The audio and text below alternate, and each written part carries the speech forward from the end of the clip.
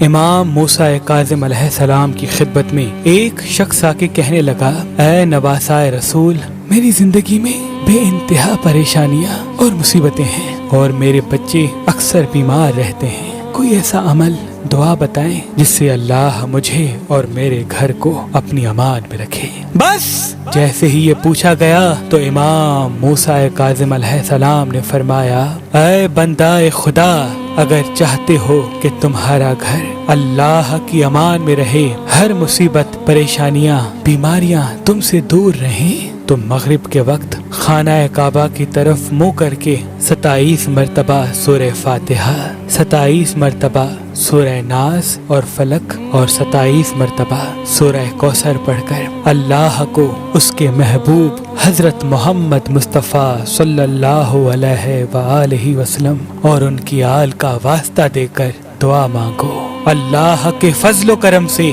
تمہاری زندگی سے پریشانیاں، بیماریاں اور ہر مصیبت دور رہے گی۔ امام جعفر صادق علیہ السلام نے فرمایا، جو انسان مرجان پتھر پہن کے اللہ سے جو دعا مانگے گا، چاہے اس کے مقدر میں ہو یا نہ ہو، اللہ اسے عطا کر دے گا۔